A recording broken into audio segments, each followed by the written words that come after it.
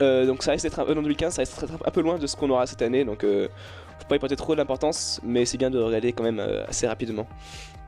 Donc question 1. Du coup, il fallait lancer les 3 formules de type Stokes. Donc il y a Green Riemann, Ostrogradsky et Stokes Ampère.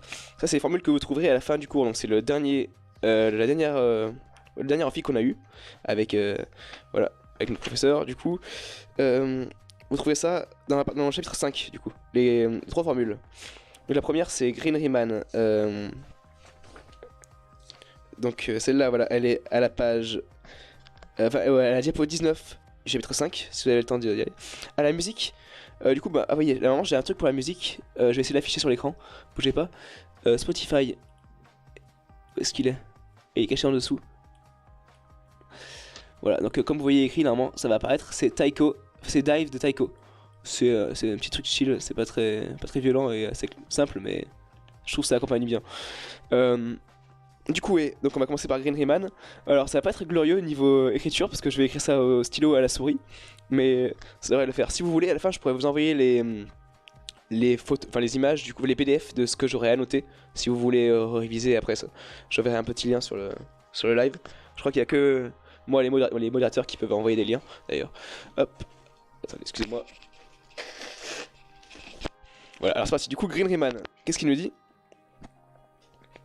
Que si on a une forme différentielle, W. Alors c'est quoi, j'ai une forme différentielle? C'est sûrement ce qu'on a vu dans le dernier chapitre qu'on a vu en géo différentielle. Du coup, une forme différentielle, on peut l'écrire donc sous la forme. En gros, c'est tout bêtement une application qu'on peut écrire sous la forme. Attendez. Donc c'est W qui s'applique sur. Mince, je peux faire le point. Sur un domaine. Sur XY, donc dans le domaine D. Je vais écrire ça vite fait et après on le verra peut-être. Et du coup, en appliquant W de XY, qui est la forme différentielle. Oula, attendez. Hop. Quel est le connard qui s'amuse Attends, je suis en live. avec une bombe à eau, je m'en bats les couilles. Merci Shurikan. N'hésitez pas à aller voir le live de Shurikan demain sur Hearthstone. Une chose, hein. On parlait des formes différentielles là pour l'instant. Alors, oui. Donc qu'est-ce que c'est vraiment important? Bah, oui, du coup c'est W de XY qui est une application sur X et Y qui sont dans le domaine D qui vont simplement donner donc P de XY, une application de P d'XY selon la différentielle de X plus une autre fonction selon XY, Q. Désolé pour l'écriture, hein, c'est pas terrible mais c'est j'écris à la souris. Ce qu'il ne vous dit pas, c'est qu'il place des bombes à eau chez les gens, sur les poignées de porte des gens. Ah ça va. C'est vraiment un connard. Pour la peine, je vais m'éclater sur la tête pour faire plus de vues. Oh vas-y, faut qu'on bosse, hein, on a du boulot. On est pas sur la planche. Du coup voilà. Donc W c'est une forme différentielle, on l'a dit, donc c'est ce qu'on a vu la dernière fois. Vous avez pas trop à vous en occuper pour l'instant parce que c'est pas très important, mais du coup si on l'intègre sur delta D, merci. Donc si on intègre sur delta D, donc, avec D le domaine sur lequel sont définis X et Y, cette forme différentielle, donc W qu'on peut écrire sous forme, on a dit P dx plus Q dy, voilà. On va obtenir la double. Mince, j'ai fait n'importe quoi sur mon égal. Attendez. Ouais, c'est pas hyper pratique cet outil de. Si vous avez autre chose à me suggérer pour éditer, ça serait pas mal. Parce que la case est pas très grande en plus, donc ça rentrera jamais. Du coup, ça c'est égal à la double intégrale sur ce même domaine, D, mais non différencié, de la différentielle. Enfin, non, pardon, la dérivée partielle de Q selon X moins la dérivée partielle de P selon Y.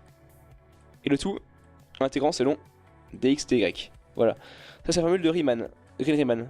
Je pense qu'elle pourrait être demandée en examen, mais c'est pas non plus la plus importante. Voilà. Ensuite, mais quoi, Ostrogradsky. Si vous voulez qu'on skip les formules et je vous dise juste où elles sont, on peut le faire, hein, parce que c'est pas extrêmement marrant. Parce que la deuxième formule c'est Ostrogradsky, elle se trouve. Oh là, non, d'abord celle qui vient en premier dans le cours c'est Stokes Ampère. C'est à la diapo 35 du toujours chapitre 5 de votre poly. Du coup coup là ça implique un rotationnel, donc c'est ce qu'on a vu aussi la dernière fois. Donc si vous vous rappelez bien, on a vu la divergence et le rotationnel.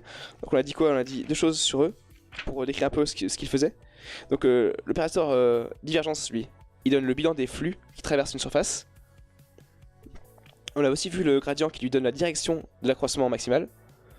Un peu comme on l'a vu dans les dérivés partiels dans le cours d'analyse. Et enfin, le rotationnel qui lui est un peu moins clair, il donne le pouvoir tourbillon. C'est ce qu'a dit le professeur. C'est pas très clair, mais ouais, en gros, c'est à quel point est-ce qu'une figure est arrondie et du coup va avoir un pouvoir tourbillon. Voilà, mais peu importe. Ce qui importe, c'est la formule de Stokes-Ampère. Bon, je vais écrire en dessous du coup. Du coup, elle s'applique sur V. Donc V, c'est un champ de vecteurs. C'est pas un vecteur simple, c'est carrément un champ de vecteurs. Donc c'est l'intégrale sur la différentielle de sigma. Donc sigma, c'est une courbe. Voilà. Donc une courbe quelconque définie par un paramétrage qu'on connaîtra. De ce champ de vecteurs sur les points concernés par ce champ. En intégrant son dm qui est égal à intégrale double sur le même espace mais non différencié du rotationnel, donc je vais écrire rot mais voilà, rotationnel de ce même champ de vecteurs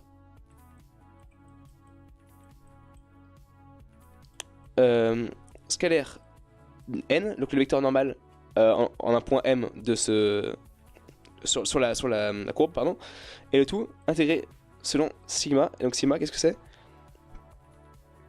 Attendez. Sigma, je sais plus exactement où est-ce qu'on l'avait défini. Voilà, mais après, cette quantité-là, on l'a vu très rapidement en course, ça m'étonnerait qu'on la croise, mais voilà.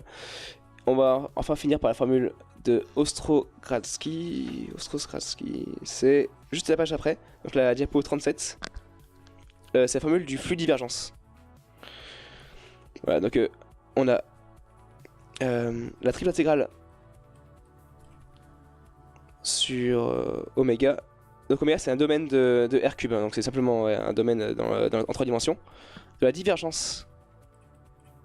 Oh là là, c'est vraiment terrible comme j'écris à la souris. Mais bon, j'espère que vous pouvez quand même suivre. Toujours d'un champ de vecteur V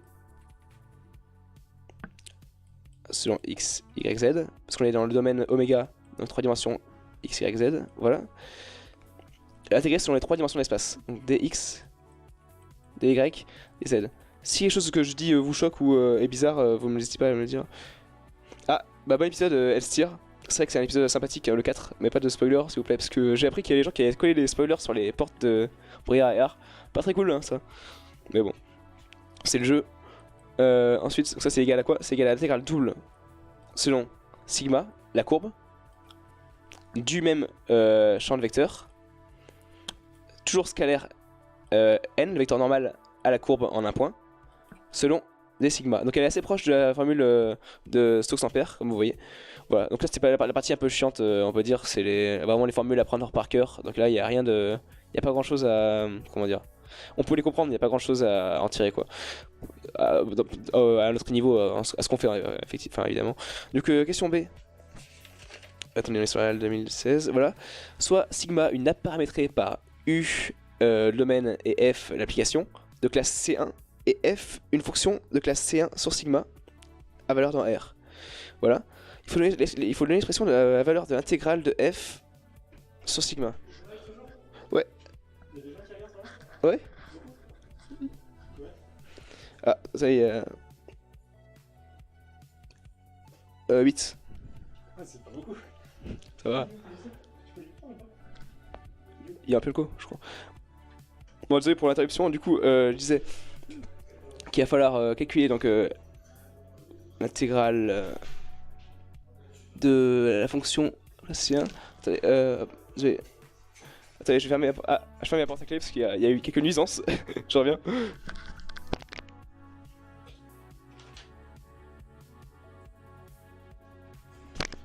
Hop, voilà, désolé. C'est un peu mouvementé BN0. Voilà. Du coup, il va falloir intégrer F sur sigma. Alors, tout ça c'est pas très compliqué. C'est ce qu'on a vu au début du chapitre. Ah, Qatar, je crois que Elstir a pas vu ton message, il a dû être se replonger dans la série directement. Euh... En vrai, je me demande si ça vaut qu'on fasse celle-là en fait, la 2015, parce que en vrai, les questions sont pas. Et c'était pas être très proche, bah rien qu'à voir les trois formules qu'il y a eu là, le prof a. Enfin. Je pense pas qu'il mettrait dans le truc. Je pense qu'il faudrait mieux qu'on commence par la plus récente en fait, 2018. Hmm. Est-ce que vous voulez qu'on finisse celle-là? Ou, ou est-ce qu'on passe directement à 2018 et on part à rebours 2017-2016?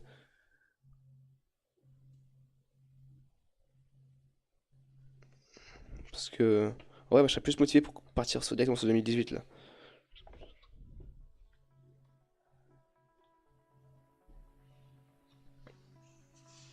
Bon bah. Je sais pas trop, j'ai pas eu de réponse pour l'instant donc on va dire qu'on passe à la 2018 hein, parce que ça me tente mieux. Pour l'instant, on va faire terminer. Hop. On y reviendra à la fin si on a un peu de temps, mais il vaut mieux s'attaquer aux choses importantes. Parce qu'en plus, je sais que ce soir, il y en a qui vont faire la soirée feria donc il vaut mieux qu'on fasse les choses importantes d'abord et ensuite on verra pour la suite. Du coup, euh, voilà, donc 2018, elle est où? Elle est ici. Parfait. Du coup, question 1.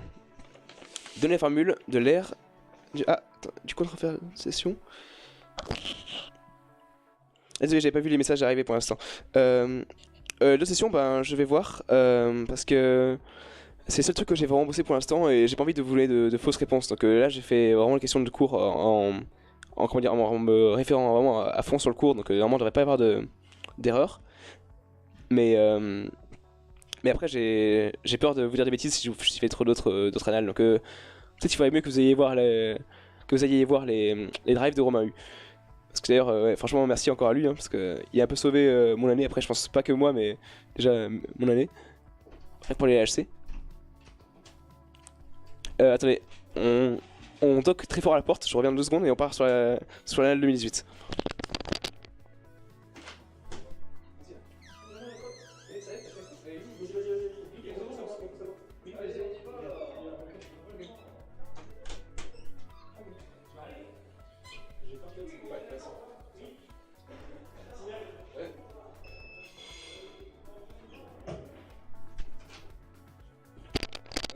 Excusez-moi, c'est difficile de travailler ici, hein. Ouais, du coup, je disais. Oui, ça, il y a chacun qui garde à la porte. En fait, c'est compliqué de. J'essaie de faire autre chose que ça pour l'instant parce que j'ai vraiment fait ça que ça et j'ai peur de vous dire des bêtises pour le reste. Mais si quelque chose n'est pas sur le drive de Romain U et que je suis sûr de la réponse, pourquoi pas? Et ou, même si vous voulez qu'on fasse des annales ensemble sur le tas comme ça et vous me corrigez, etc. Si vous êtes chaud, pourquoi pas? Si ça peut vous motiver à travailler, moi je suis chaud. Après, juste ça à voir parce que si je vous dis des bêtises et qu'on se rend tous au partiel, c'est pas cool quoi. Ah merci Apia. Moi du coup on part sur 2018. Alors du coup on disait donner les formules de l'aire d'une surface régulière sigma de paramétrage. Donc là on a une application M sur UV dans le domaine D qui nous donne le point MUV qui va décrire donc une nappe, une surface régulière plutôt voilà. Alors du coup là c'est simple. C'est une formule qu'il faut vraiment savoir par cœur parce qu'elle retombe dans plein d'annales. Je crois qu'elle tombe dans les 3 que j'ai vu que j'ai faites pardon. Donc vraiment à savoir par cœur. C'est-à-dire que la double intégrale sur ce domaine D. Non, pardon, de la nappe, enfin la surface sigma, D sigma. Donc petit sigma, c'est simplement pour dire sur la nappe, genre comment dire. C'est la différentielle de la nappe, enfin, de la surface, si vous préférez, voilà. Et donc ça, c'est notre intégrale dont on parle. Donc c'est la surface, enfin l'air de la surface régulière, voilà.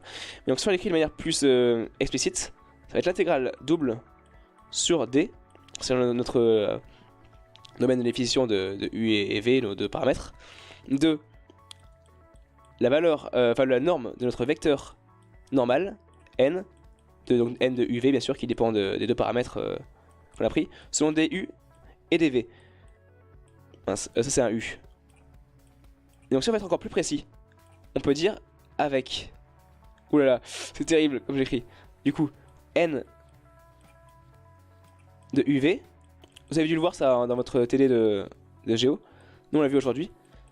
C'est égal à quoi? C'est égal à la dérivée partielle de notre... Ah, du coup ici c'est M, pardon. J'ai mis du F. Souvent on écrit F, l'application qui va décrire la surface. Mais là ils ont mis M, donc on va se plier aux notations. Ce serait la dérivée de m selon u. On nous parle d'écrire les paramètres u et v. Vectoriel de la dérivée partielle de cette même application, mais selon v. Alors mais u et v sont assez proches. Hein. Ah, est-ce qu'on peut zoomer sur PDF? Bah oui, très bonne idée. Parce que c'est vrai que c'est un peu ridicule là ce qu'on fait actuellement. C'est très moche. Alors, est-ce que je peux zoomer? Alors l'outil je le connais pas du tout donc c'est... Ah non. Attendez, j'ai fait des bêtises je crois. J'ai quitté le... J'ai quitté la... Ah là là. J'ai quitté la page que j'étais en train d'éditer. Bon, on va recommencer.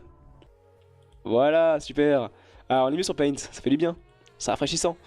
Du coup, là on va pouvoir zoomer comme on veut, non? Ah. Super, bon là ça peut zoomer fort mais bon. Ouais, on va écrire très rapidement la formule du coup. On a dit vite fait, ça fait l'intégrale double sur le domaine. Oula, la qualité, enfin la qualité du stylo est pas très bonne mais bon. C'est toujours mieux écrit que tout à l'heure. Donc l'intégrale double sur d sigma, sur la surface de d sigma, c'est égal à l'intégrale double sur le domaine D, on a dit du vecteur normal, enfin la norme du vecteur normal, pardon, n sur uv, voilà, qu'on intègre, comme je viens de dire, selon u et selon v. Et donc on peut même préciser, on a dit que le vecteur normal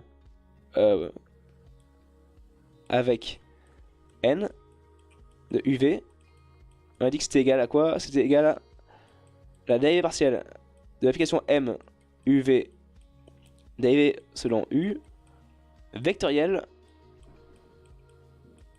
de l'application m divisé par... Enfin, dérivée selon v, voilà. Super, là on a tout, normalement c'est bon.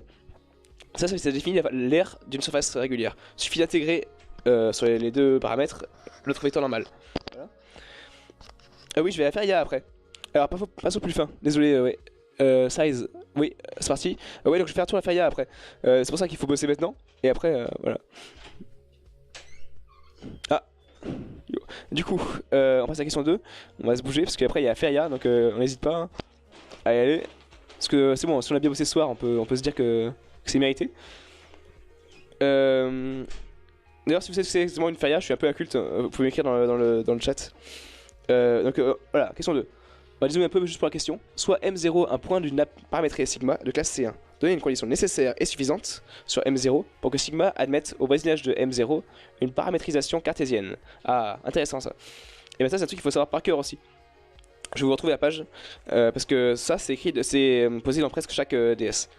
Donc vraiment un truc qui est pas si compliqué que ça mais qui en plus retombe souvent. Donc c'est des points à gratter. On se souvient des questions de cours du DS d'avant. C'était un peu ça, c'était comment gratter des points. Du coup, je vais vous dire la page exactement. C'est dès qu'on parle des questions cartésiennes. Voilà, c'est par là. C'est la diapo 15 du chapitre 4. Voilà, vous pouvez voir ça. Soit sigma est une nappe régulière de classe CK, soit M0 un point régulier de sigma, alors il existe un voisinage de V0 et de M0, tel que la restriction de la nappe à V0 admet une paramétrisation cartésienne. Donc là on a bien vu un point régulier. C'est-à-dire que le seul critère c'est que M0 soit un point régulier. Dès lors que M0 va être un point régulier sur la nappe paramétrée de classe C1, on va avoir directement une application et même une équivalence au fait que la paramétrisation soit cartésienne. Donc voilà. Dans la LC13, ah oui c'est vrai Lucas. C'est vrai le grim.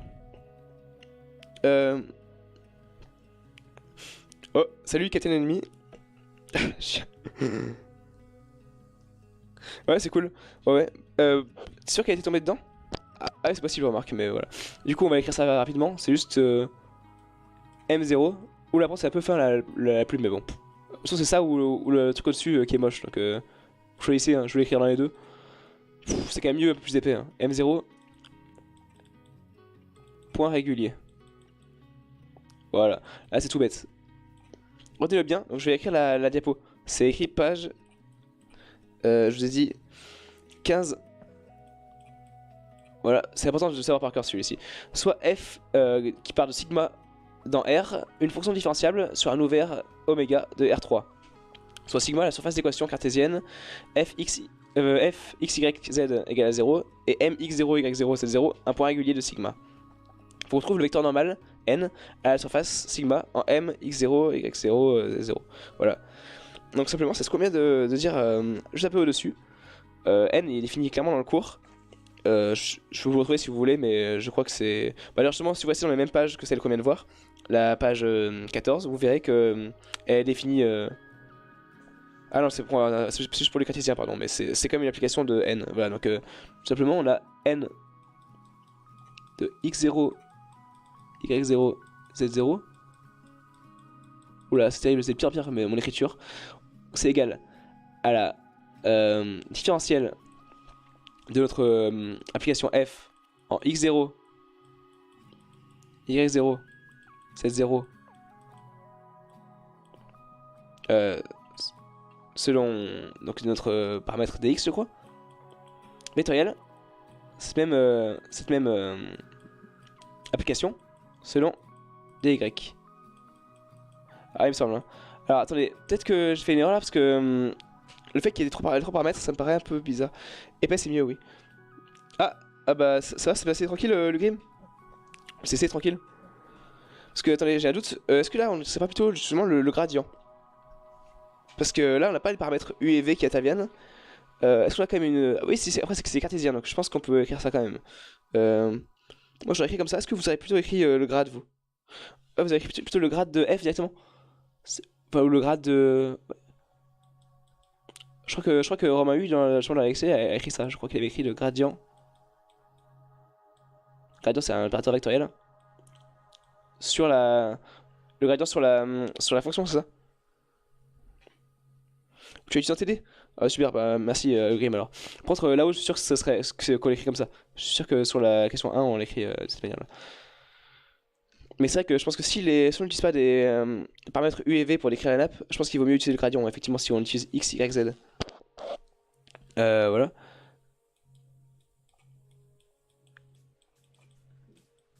Et c'est bien au point sur lequel on va appliquer. Est-ce que... Ok, hop, pardon. Ouais, on a passé 2 heures dessus aujourd'hui, Kazar, mais c'est différent. Nous, je te rappelle, on utilisait des paramètres U et V. Ici, c'est quand tu veux l'écrire directement avec les paramètres X, Y, Z de l'espace. Là, il faut utiliser le gradient. C'est-à-dire, je te dis comment on utilise, c'est le... On va faire les dérivées partielles selon les 3 directions en rajoutant des vecteurs sur chaque composante. Voilà. Question d'après. Qu'appelle-t-on un point régulier d'une nappe paramétrée sigma, le paramétrage D dans R3, UV, MUV. Du coup là c'est différent, il faut les distinguer des points réguliers qu'on a vu sur les courbes planes. C'est pas exactement la même chose. Dans notre cas, il y a plusieurs manières de l'écrire. Il faut juste dire que, en fait, si un point est régulier,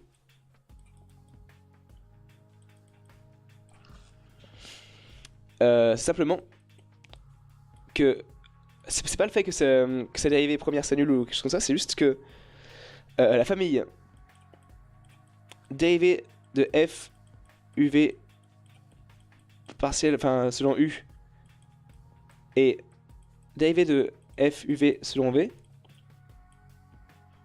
est libre. On peut aussi écrire de cette manière, c'est qu'on a pu écrire que le rang de la même famille était égal à 2, ça veut dire la même chose. Voilà. Et ça, c'est la manière dont vous pouvez écrire un point régulier. Ça, faut vraiment le retenir, c'est assez important aussi. Ensuite, est-ce que toute forme différentielle exacte oméga de classe C1 sur R2 ou R3 est nécessairement fermée? Donc on a fait des formes différentielles en début de vidéo, de live, pardon. On peut écrire une forme différentielle donc oméga comme P de x, y, dx plus q, x, y, dy, voilà comment on l'écrit. Et non, il rajoute même quelque chose en plus, c'est que c'est une forme différentielle exacte. Donc si on retourne dans le chapitre 5, là où on décrit les formes différentielles,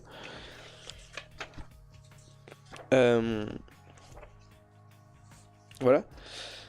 Je vais vous lire rapidement ce que c'est. Une forme différentielle oméga est dite exacte ou totale s'il existe une fonction f différenciable sur d telle que w égale df. Voilà. Et du coup, il demande si cette forme différentielle exacte, c'est-à-dire que si donc on peut écrire comme égale df. Voilà. Ça c'est la définition d'une différentielle exacte. Et donc on pourrait dire que f est la primitive de w. Voilà. Attendez mince, ok Google c'est ouvert, je vois plus le chat. Qu'est-ce que vous dites? Rien de particulier. Du coup oui. Qu'est-ce qu'on peut dire? Voilà. Donc si vous lisez la proposition qui est juste en dessous, c'est page 10. D'ailleurs, j'ai vite écrit la page pour la question d'avant, parce que c'est un truc qui est très important. Je ne réécrirai pas après, mais il faut au moins qu'on le voit une fois. Donc les points réguliers, c'est vraiment au début du cours. Donc c'est chapitre 4, je dirais. Ou 5 plutôt. Attendez.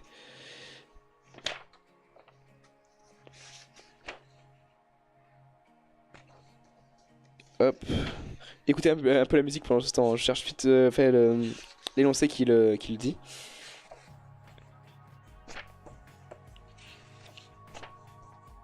Ah non, c'est un peu après. Voilà, c'est ça.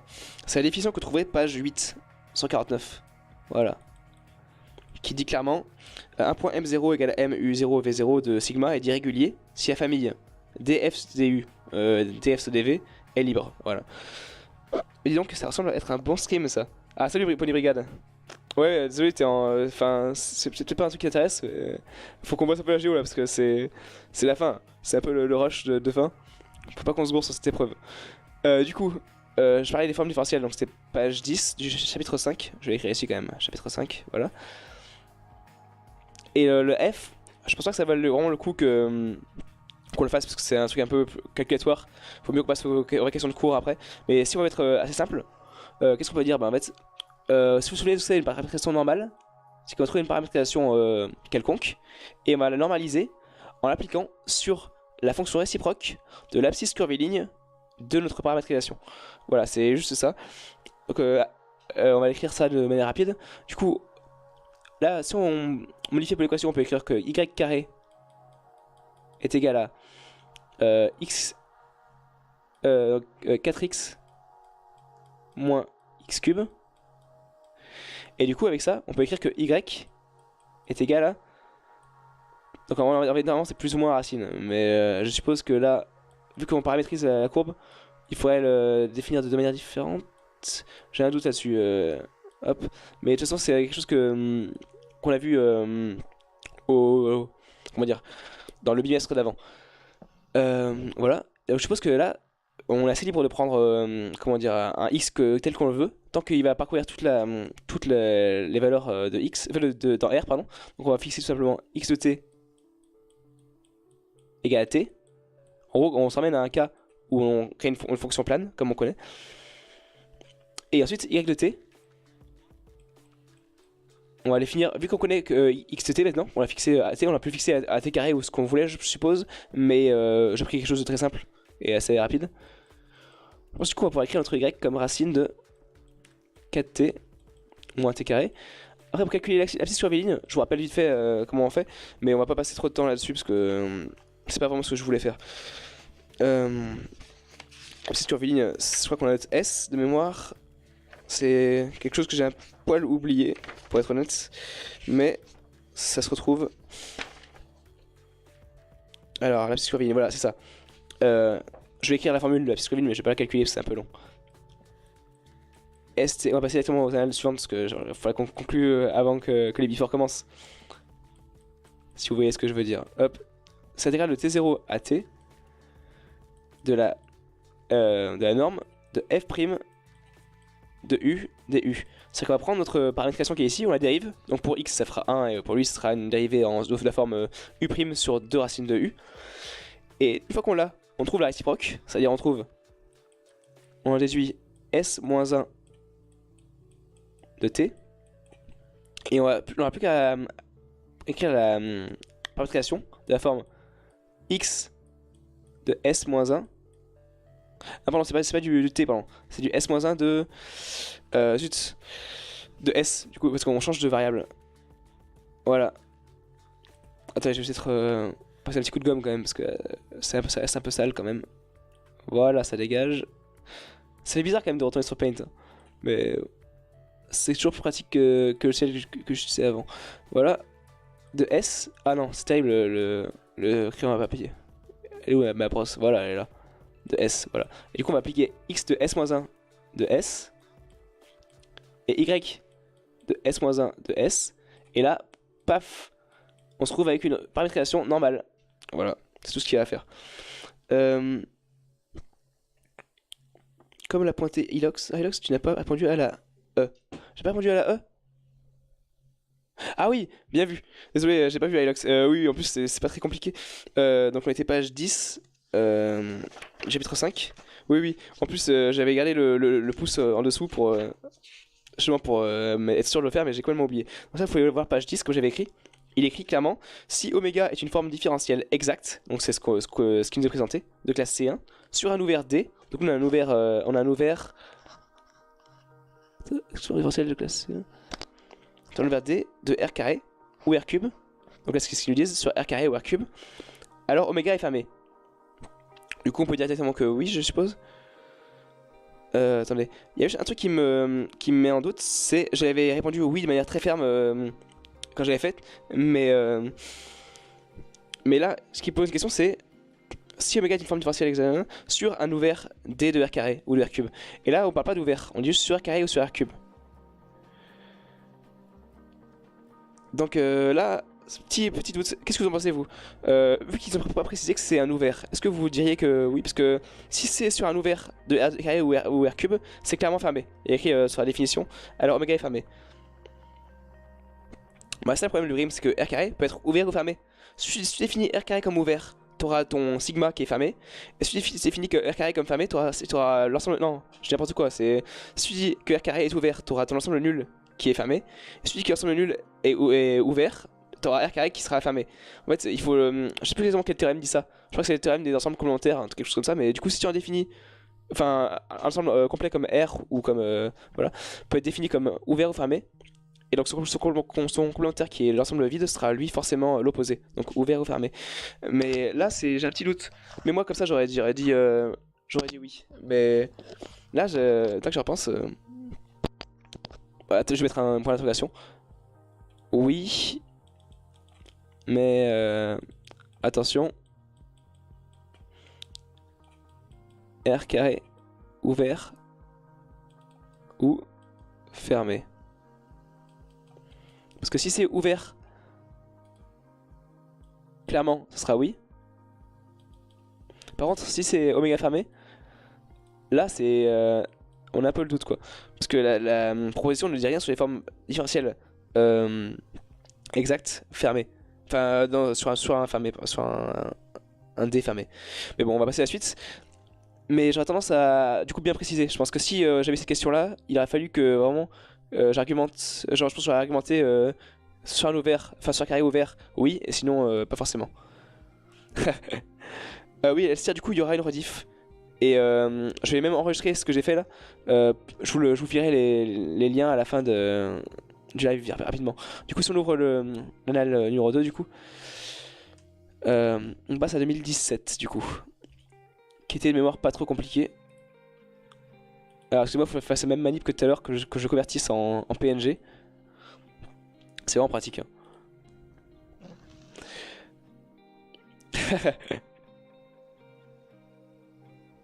Ah merci Kazar, mais oui c'est ce que je dis, en fait, on les finit comme on veut ouvert ou fermé, mais du coup par conséquent on les finit en même temps l'ensemble complémentaire qui est ensemble vide comme ouvert ou fermé, enfin comme l'opposé du coup.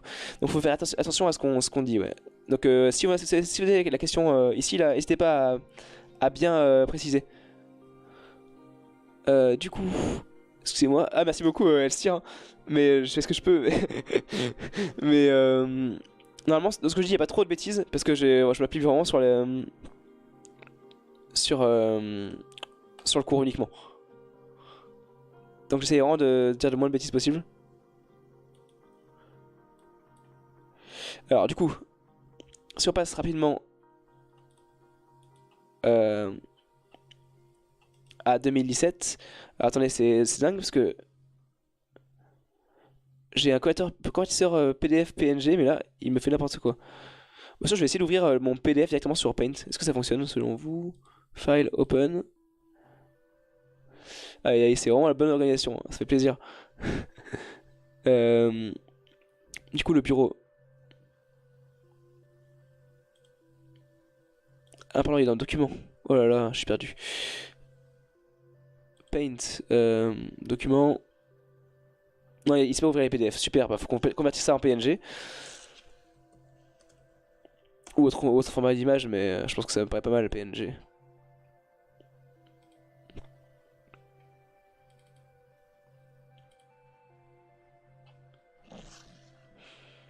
Faire un try-catch. Ouais, Photoshop, je l'ai, mais comment dire, dans une version pas très légale. Et du coup, ben, j'ai peur que ça fasse des bêtises. Je crois que là, il bug un peu. Donc, oh,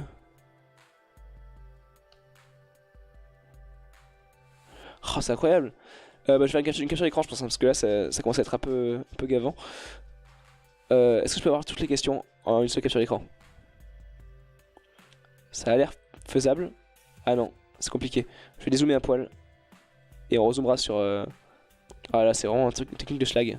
Mais bon, faut pas le dire. Voilà, imprime écran. Mince. Imprime écran, voilà.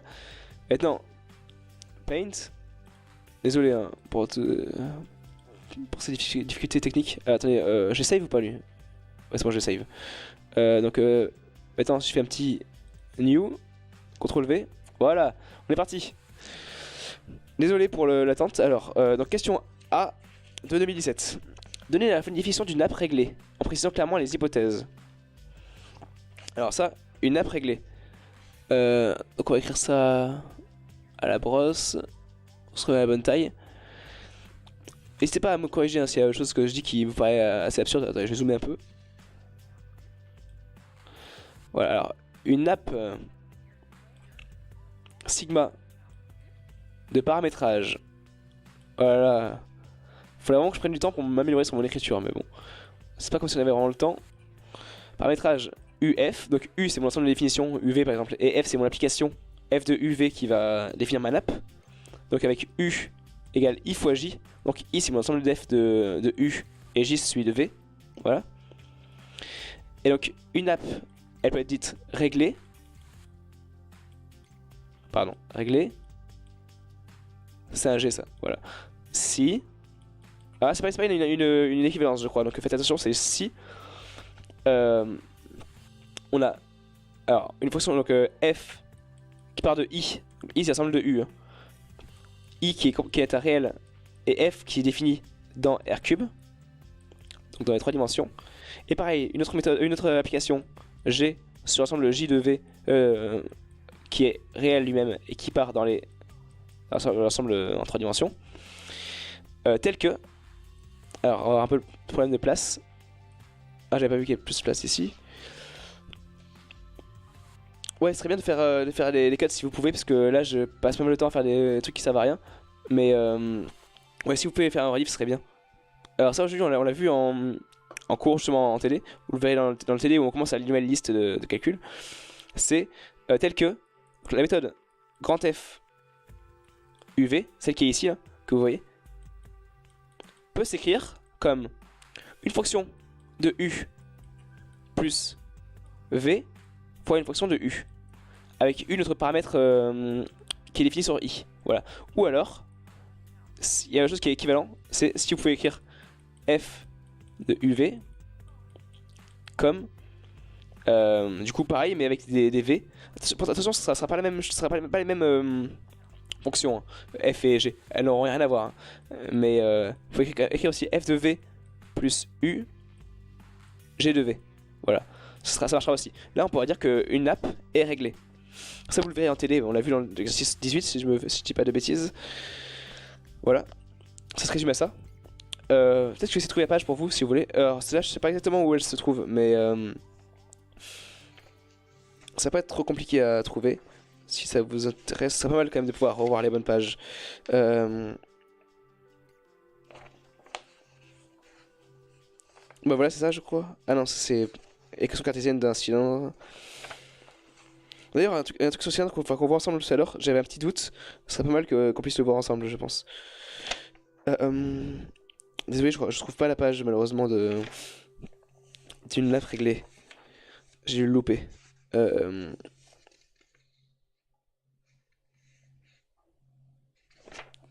J'espère que ça va pas trop vous poser de problème.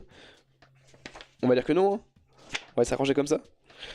Bon allez, on va dire que ça pose pas de problème. Bon allez.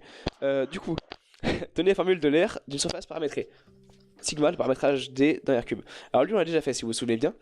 Dans l'annale de 2018. Je vais quand même le redire très rapidement. Mais je vais peut-être pas l'écrire entièrement. Ouais, Marc, si, on va écrire très vite fait, mais voilà.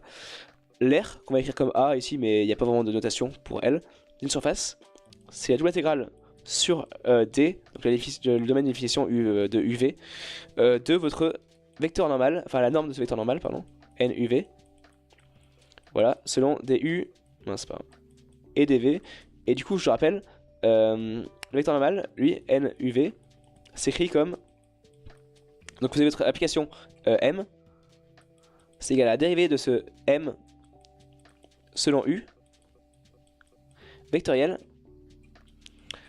la dérivée de ce même vecteur, enfin ce même application, dérivée selon V. Voilà. Là on a notre vecteur normal.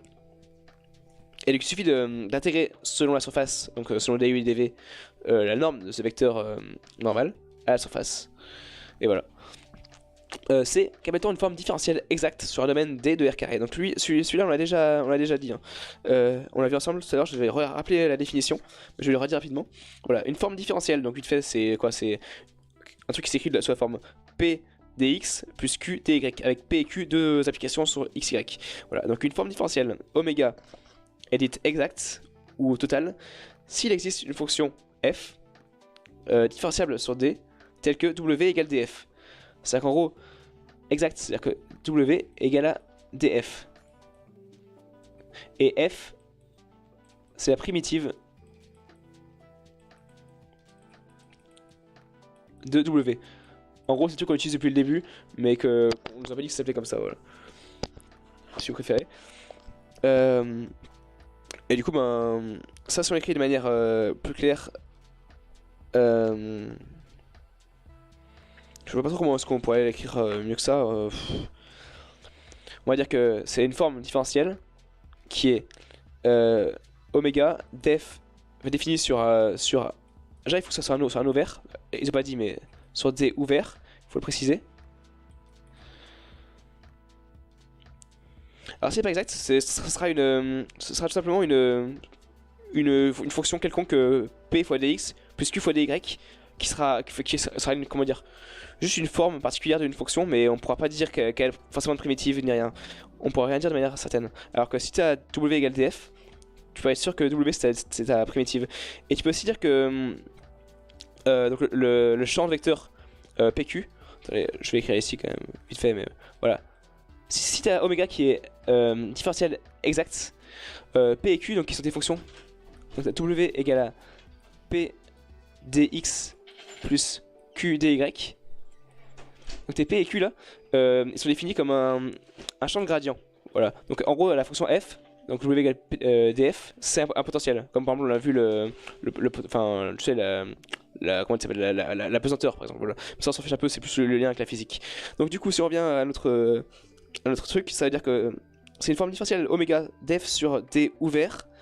Elle est totale si, et seulement non, uniquement si il existe, donc on a dit f qui est différenciable. Attention, hein, faut pas confondre les deux. Différenciable sur D. Voilà, c'est illisible. Tel que W égale df, tout simplement. La forme que j'écris en haut, c'est la forme courte, quoi. C'est si W égale df, f primitive de W. Voilà. On peut dire les deux, on peut dire exact ou total. Et oui, P et Q, c'est sous-entendu P de XY. Et Q de XY, ce sont des fonctions sur XY, avec XY des réels. Tout simplement. Et c'est hyper général comme définition, hein. Tu peux écrire de plein de manières différentes. Alors la musique, qu'est-ce qu'elle fait là? Elle fait pas n'importe quoi. Je vais la remettre au début. Voilà. Ensuite, question d'après. Du coup, retenez bien ça, c'est juste que c'est simplement qu'il existe une fonction différenciable sur le même domaine, D, tel que W égale df. Alors j'ai mal écrit, je vais le réécrire vite fait si vous le voulez. Voilà, c'est un peu illisible, comme tout le reste, mais on va dire que c'est bon. Voilà. D, énoncer de manière précise le théorème donnant la formule de Green-Riemann. Alors ça, on l'a déjà fait sur l'analyse chiante de 2015. On va le refaire très rapidement. Donc on a W, une forme différentielle, qu'on a dit qu'on pouvait écrire, je vais écrire mieux cette fois-ci. P de xy dx plus Q. Du coup, je sais pas si t'as entendu S-tir, mais du coup, c'est une forme exact ou total. C'est aussi bien de dire l'un ou l'autre. Je crois que souvent ils utilisent plutôt la forme exacte, mais tu peux très bien dire total. C'est exactement la même chose. Dans le cours, il y a écrit les deux. Voilà. Donc si on a W une forme différentielle qui s'écrit comme ça, la formule de Riemann, elle dit quoi? Elle dit simplement que l'intégrale sur la différentielle, sur le comment dire, ouais, la différentielle de D, le domaine sur lequel est définie ta forme différentielle. Donc l'intégrale, je disais, de ce W selon. Du coup, voilà, on va même l'écrire sous sa forme entière, ce sera plus simple. Parce qu'on verra mieux ce qu'on intègre et comment ça fonctionne. Donc on va directement venir intégrer P dx plus Q dy. C'est-à-dire qu'en gros, vous voyez, c'est une somme, donc on pourrait très bien le décomposer en deux intégrales.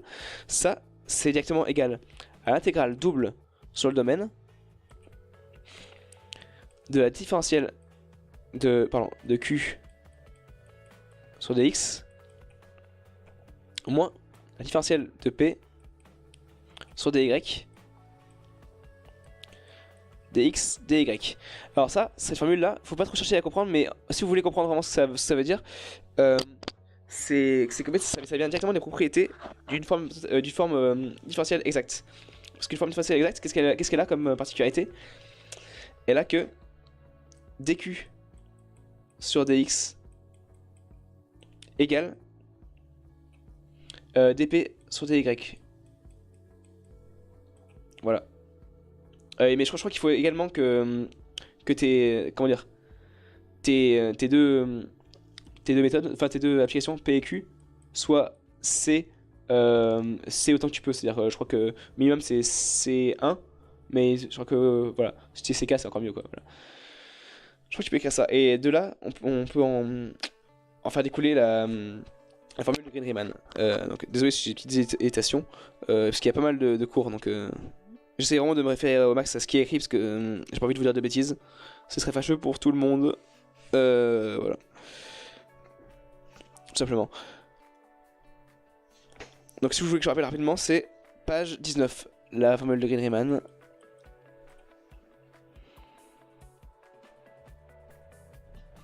Voilà, donc il n'y a rien de très intéressant parce que ça vous l'utiliserez pas en. Enfin, je pense pas qu'on l'utilise en TD, peut-être à la fin. Mais en tout cas pour l'instant c'est pas ce qu'on a vu, donc peut-être faut mieux se focaliser sur le reste pour l'instant.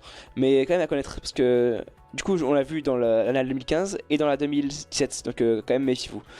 Alors ça c'est une question, j'aimerais bien que vous écoutiez, je mets un peu le son de la musique, c'est super important.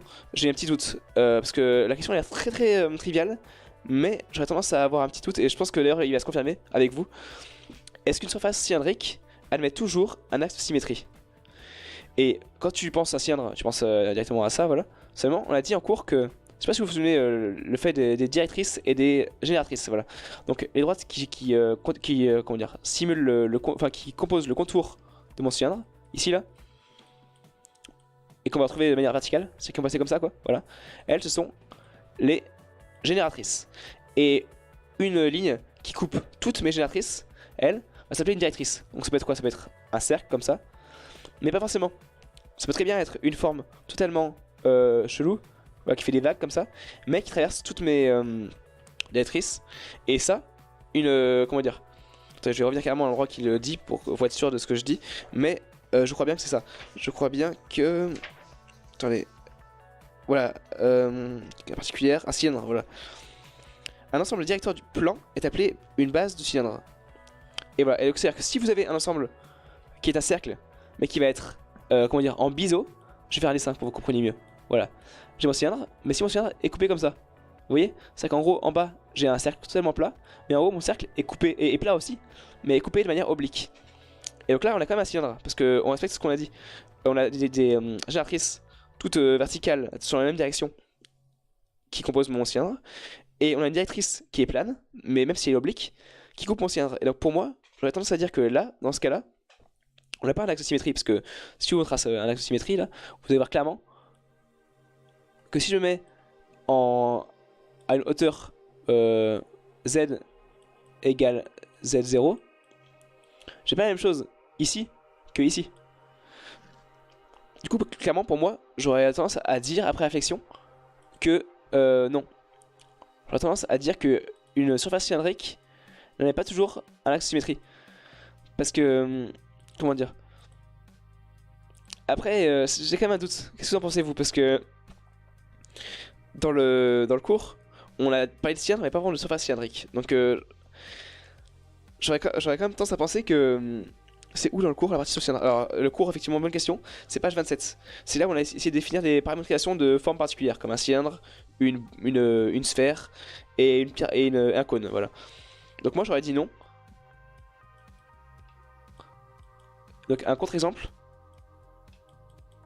ce serait tout simplement un cylindre. Ah, j'ai pris un stylo un peu épais, je crois, non? Même pas? Ok. Un cylindre de base biseauté. Alors, c'est un peu mal dit. Je pense qu'il y a un moyen plus mathématique de le formuler. Mais je pense que vous comprenez l'idée. C'est-à-dire que il suffit qu'on ait deux bases qui soient obliques ou alors pas forcément dans le même sens. Enfin, voilà, vous voyez ce que je veux dire. Exemple typique, un bambou. Est-ce que j'ai l'image de bambou? Voilà, un bambou coupé. Comme on voit dans certains films. Attendez. Bambou coupé. C'est un peu bizarrement imagé, mais attendez. Bambou coupé en biseau. Y'a pas ça? Allez les gars, s'il vous plaît. Pourquoi l'image? Tu peux pas me lâcher maintenant. Ah bah parfait, c'est ça. Attendez, bougez pas, je vais vous remettre sur mon écran de Chrome.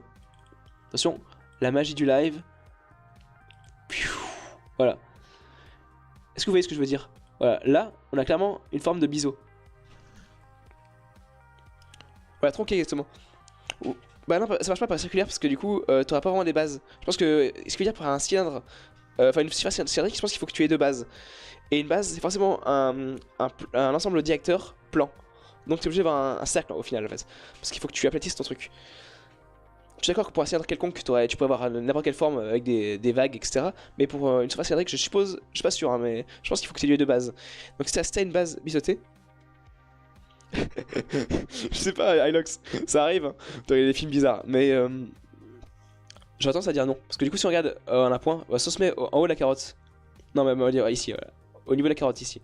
Et ben ici, j'ai mon cylindre qui est en haut, alors que à l'opposé, j'ai rien, parce que mon cylindre est beaucoup plus bas. Et ici, si je mets ici, j'aurais. Enfin, vous voyez ce que je veux dire, c'est pas tout à fait un axe de symétrie que j'ai au milieu. Du coup, j'aurais tendance à dire que non. Attendez, je repasse sur Paint. Voilà. Donc vous avez dit comment vous auriez dit? Ouais ça, un cylindre à base pas circulaire ou... Ah d'accord, bah très bien sur le game, bah super, bah je pense que tu as raison, mais en tout cas je pense qu'on peut dire non. Il suffit que qu'une base du cylindre ne soit pas circulaire ou alors pas horizontale, ou alors biseautée, voilà. Et directement on casse la notion de symétrie axiale, donc voilà. Que peut-on dire du support d'un arc régulier, oméga? Je vais écrire la page vite fait, excusez-moi. Le cylindre indique que c'était page 27. Voilà. Donc, que peut-on dire du support d'un arc régulier gamma dont le rayon de courbure est infini en chacun de ses points? Bon là c'est, je l'ai fait en mode, comment dire, intuitif. Vous me direz si j'ai fait une grosse erreur de logique, mais donc si on fait un petit rappel rapidement du rayon de courbure, il va définir à quel point est-ce que votre forme est courbée tout simplement. C'est un peu bête dit comme ça, mais c'est à dire que là, ici, j'ai un plus grand rayon de courbure sur cette figure que sur celle-là. Vous voyez, mon cercle est beaucoup... Enfin, si on écrivait le cercle en entier, son rayon serait beaucoup plus grand. C'est-à-dire que le centre de ce cercle-là se trouverait beaucoup plus bas. Et donc pour moi, j'aurais tendance à dire que si on a un rayon de courbure infini en chaque point, on va se retrouver avec une droite. Parce qu'en chaque point où on se place, on a un rayon qui est infini. C'est-à-dire que notre cercle est complètement aplati. Donc voilà. Qu'est-ce que tu dis, Ilox, pardon? Ça devient un axe de symétrie, genre le milieu, la partie haute et le milieu, la partie basse, non? Mais le grim, ça m'étonne que tu puisses pas passer un triangle comme base, parce qu'il faut que tu rencontres chacune des génératrices. Et pour le faire, ça m'étonnerait que tu puisses faire un triangle. Non, tu pourras pas faire triangle. Enfin, ou dis-moi, pour moi le contraire, mais... Ah, de rien, Bob. Tranquille, bah, j'essaie de faire ce que je peux, mais après, voilà, essayez quand même bien de revérifier et de raisonner Parce que voilà, je suis pas non plus excellent, mais j'ai essayé de me rapporter au cours à chaque moment où j'ai pu. Donc je pense que c'est le plus fiable possible. Mais voilà. Est-ce que vous êtes d'accord avec mon hypothèse de droite? Je pense que on peut dire que c'est droite si la règle de commun est affinée à chacun des points. J'aurais dit, c'est une droite. Voilà. Mais n'hésitez pas à me contredire et à m'exposer vos théories. Très bien, bah super, si ça vous va. Parce qu'en vrai, ça me paraît être une question de logique. Voilà. Euh, voilà, donc celui-ci était un peu plus intuitif que l'autre, avec une question très théorique, mais voilà. On va l'enregistrer aussi. Save, on va l'appeler comment on va l'appeler Anal 2017, corrigé. Ah mince. Ah, mon pavé numérique qui est pas activé. Ça existe encore en 2018 ça. En 2019, oulala, désolé. Desktop, voilà. Super. Et donc maintenant on va passer à l'anal de 2016 et on verra si on a un peu de temps pour la 2015, mais on verra après. Ah mince, j'ai fermé Paint, désolé, vous êtes sur l'écran noir du coup je suppose. Enfin, je le fond mon live. 2016, c'est ça, 3 juin 2016.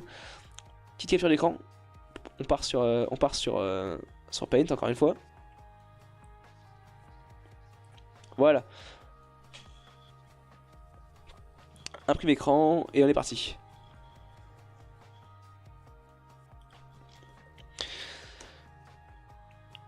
Voilà. Alors, est-ce que vous êtes toujours... c'est bon, vous êtes revenu. Très bien. Re-bienvenue sur ce live, hein. Du coup, j'espère que je vous ai pas trop perdu pour l'instant. J'essaie d'aller assez vite, sans oublier les détails. Mais alors, est-ce que toute forme différentielle exacte oméga de classe C1 est nécessairement fermée? Donc la même chose, ils ont toujours pas précisé si l'ensemble de définition est ouvert ou fermé. Donc qu'est-ce qu'on dirait? On dirait la même chose que tout à l'heure, ça on va préciser. Alors, faudra revoir le bambou du coup, parce que peut-être que... Pardon, attendez. Dans tous les cas, on peut trouver un axe. Ouais, je vais zoomer Fry, excuse-moi, mais je suis pas encore placé sur le truc. Alors, je vais vous ramener sur le bambou un petit coup, du coup, pour qu'on en reparle rapidement, si ça avait l'air de vous tracasser. Alors, mon bambou, il est où? Voilà. Pour moi, le bambou, si tu as une base qui est biseautée et une base qui est pas biseautée, tu peux pas définir un axe de symétrie, c'est impossible. Parce que si tu penches ton axe, t'es plus dans le cylindre et là t'as encore moins de symétrie. Tu peux en aucun cas fixer un axe de symétrie dans cette figure là. Désolé. Voilà, alors oui, tu auras un axe qui passe par le milieu, enfin par le centre de en gros, tu auras toujours l'axe de révolution du cylindre, mais il ne décrira pas justement une révolution. C'est un peu une figure de révolution de ton cylindre. Tu pourras plus définir un axe de symétrie au centre. Ça marche pas. À la rigueur, en faisant une coupe de ton cylindre, genre une coupe comme ça, tchac tchac tchac, tu pourrais trouver ici une sorte de rectangle, donc là tu aurais ouais, un axe de symétrie, mais on peut pas passer à autre chose. Mais moi j'aurais tendance à dire que vraiment non, hein. Il n'y a pas d'axe de symétrie. Du coup, qu'est-ce qu'on aurait dit? On aurait dit la même chose que tout à l'heure, on aurait dit que si oméga, donc déjà exact, et def sur. Donc on avait dit quoi? Sur un ensemble ouvert, je crois. Attendez, je vais rechecker pour pas dire de bêtises. Coucou, hop. C'est ça. Sur D ouvert. Et donc on a dit que D c'était R carré ou R cube. Là, on peut clairement dire que la forme est fermée.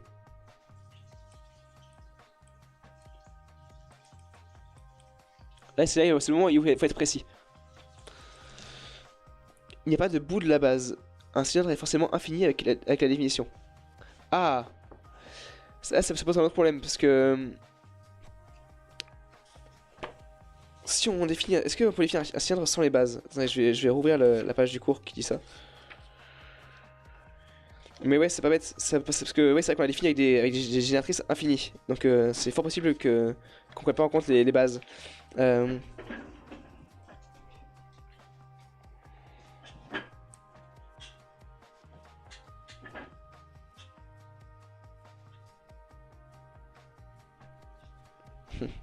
Bah du coup c'est assez particulier. Peut-être ça serait le coup que je demande à Camaradine alors. Peut-être je pourrais vous tenir au courant. Mais ouais, ça me paraît. En fait, je pense que là du coup on pourrait répondre oui. Hein. On pourrait répondre qu'il y a un axe de symétrie alors, si c'est selon ta définition. Mais si c'est selon la définition qu'un cylindre est borné par deux bases, là tu peux clairement pas dire dans tous les cas que t'as un axe de symétrie. Mais du coup, à revoir ensemble. Du coup, ouais, on disait, si oméga est une forme différentielle exacte, alors on peut dire qu'elle est fermée si elle est définie sur un ouvert. Voilà. Donc il faudra bien préciser en DS, souvenez-vous-en. Hein. Donc je vais un peu zoomer parce que c'est un peu ridicule. Donner une condition nécessaire et suffisante pour qu'une nappe paramétrée sigma de R3 admette au voisinage d'un point M0 de sigma une paramétrisation cartésienne. Alors là, qu'est-ce qu'on va dire? Question B. La scène. La scène. Quoi? T'as pas changé, c'est toujours ça. Ah, zut, pardon. La scène. Ça me rappelle ce film là, c'est quoi déjà? Un monstre à Paris, exactement. Du coup, désolé. Je ramène sur Paint. Magnifique logiciel. Utilisé de tous les meilleurs graphistes. Là, pas Paint. C'est marrant quand même. Bambou! Calmez-vous le live. Paint est de retour. Ces questions, on a déjà répondu dans l'annale de 2018, je crois, si je dis pas de bêtises. Alors, simplement, je vais quand même vous ouvrir le bon endroit. Mais c'est très simple. Vas-y, on va faire le test. Est-ce que vous vous en souvenez? Le chat. Quelle est la condition? Très simple. Hein. Question A. Pardon? Question A. Ah, vous n'avez pas vu? Oui, pardon.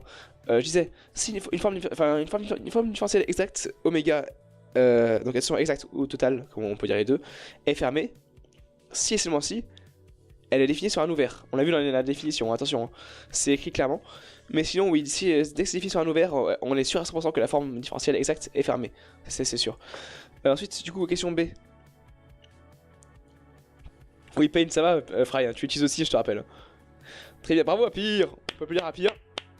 Tu as gagné le gros lot. M0, point régulier. Dès que M0 va être régulier, alors, on va rappeler ce que c'est rapidement un point régulier. Mais dès que M0 est un point régulier, on peut directement dire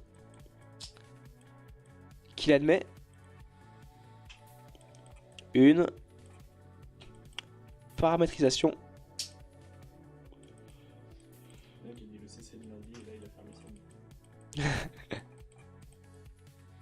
cartésienne. Alors du coup, on va rappeler tous les mots parce que c'est assez pénible. Du coup, on a dit que... Ça, je vais écrire en plus petit au crayon, voilà.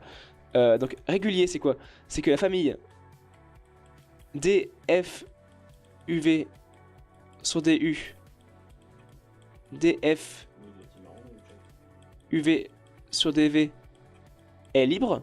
On va écrire ça avec le rang. J'aime bien avec le rang. Le rang de la famille DF sur DU, DF sur DV est égal à 2. Et c'est quoi une paramétrisation cartésienne? C'est une paramétrisation de la forme. Je vais écrire à côté de cartésienne, ce sera plus logique. Ça passe pas de dire non, du coup. Ça passe pas de répondre juste non, du coup. Répondre juste non pour par rapport à quoi? Par rapport à A. Effectivement, ben non, ce serait correct parce que c'est dans le cas général. Mais je pense que franchement, prenez quand même le temps de justifier. Prenez le temps de dire qu'elle sera sur un ouvert. Je pense que ça peut faire que des points en plus, ou sinon c'est une phrase écrite quoi, donc c'est pas vraiment beaucoup de temps perdu. Qui dit que tu dois justifier, ouais, c'est pas faux. Généralement, tu vas encadrer que tout doit être justifié. Qui dit que tout doit être justifié. Ah d'accord, oui, merci Fry, effectivement. Mais là, c'est vrai que j'ai pas non plus vraiment justifié. Enfin, il faudrait peut-être que je dise le nom de la définition. Attendez, je vais chercher vite fait. Après, c'est un peu chercher la petite bête, mais c'est la proposition. Elle a même pas de nom. Non, elle a même pas de nom, donc non. Jusque là, vous pouvez. Ah, si. En gros, vous pouvez quand même dire que c'est une conséquence du théorème de Schwarz. Le différentiel exact n'est pas défini sur un nom ouvert. Point d'interrogation. Ah. Non. Je vais vous relire la définition d'une forme différentielle. Donc une forme différentielle est une application donc W, XY est à PXY DX plus QXY DY, où P et Q sont deux fonctions définies sur D à valeur dans R. Et on n'a aucune information sur D qui soit ouvert ou fermé. Donc non, c'est absolument pas obligatoire. Du coup, non, c'est important de le dire. c'est exact, n'est pas défini sur un ouvert. Ah.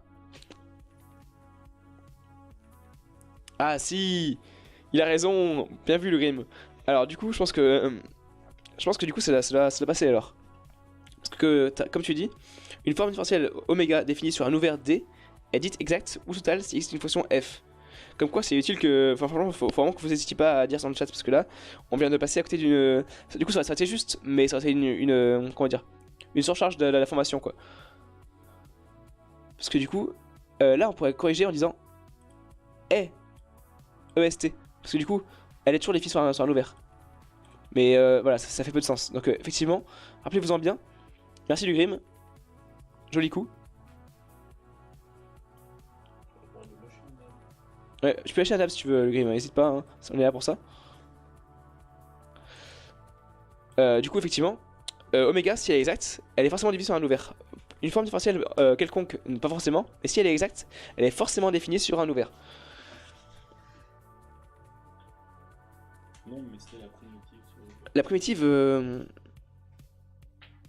Oui, bah, bien sûr, F, c'est. Enfin, si tu écris W égale DF, effectivement, F, c'est la primitive de W, et elle est définie sur l'ouvert, où elle est définie W. Mais par conséquent, enfin, et même par implication, W est définie de base sur ce même ouvert, D. Forcément. Si tu peux définir une fonction F comme la primitive de W, c'est que W a été définie avant, et définie là, comment dire. Si elle est exacte, elle est forcément définie sur D ouvert. Donc ouais, c'est moi le Grim, t'as plié le truc. Bien vu, bien vu. Du coup, si on passe sur la question B, donc je vais aussi corriger sur l'autre, ça serait pas mal, rapidement. Il est où? C'est STP, Geom. Si je fais save, c'est où qui save? Ouais, mais j'arrive plus à ouvrir mon Photoshop. Donc Paint, c'est la solution de secours. SCP4, Geom 2, c'est celui-ci je crois. Ah non, c'est pas lui. Aïe aïe, j'ai un problème, je trouve plus mon... Ah voilà, c'est celui-ci. Du coup, on va repasser un petit moment. Attendez, file, save. J'enregistre où celui-ci? J'enregistre en tant que 2016, corrigé. Excusez-moi, je prends un petit moment, mais je vais mettre sur mon bureau. Voilà. Si on rouvre rapidement, file, open, bureau. C'était à quel? C'était 2017, voilà. Super.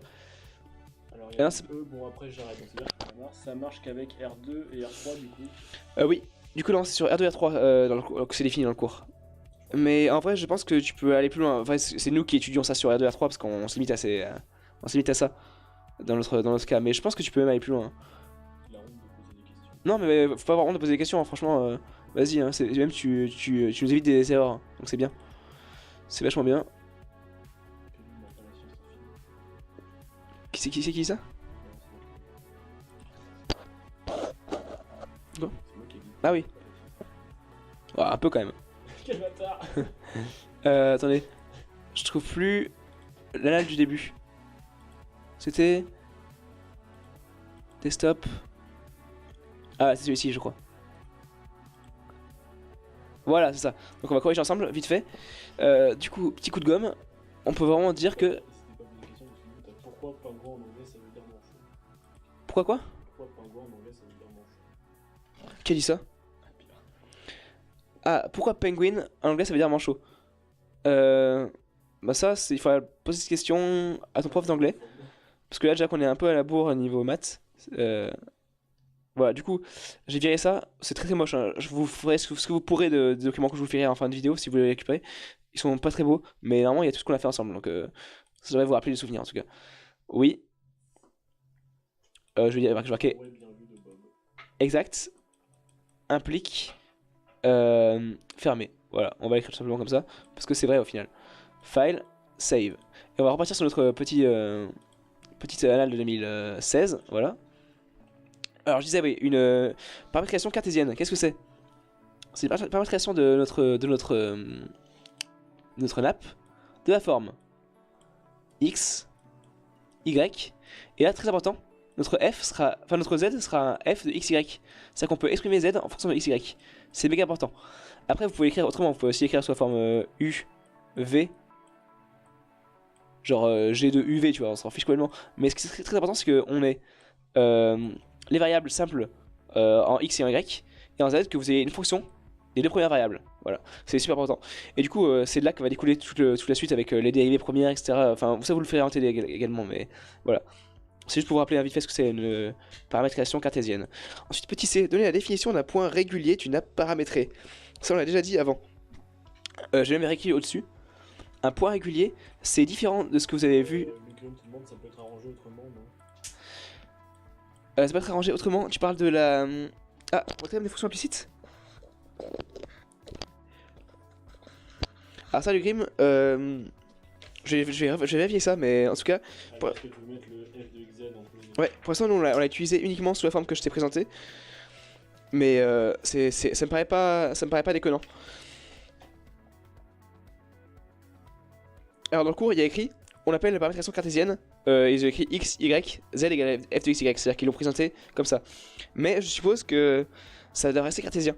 Mais en tout cas, enfin si tu mets genre f de yz, y, z, ou alors x, f de xz, z.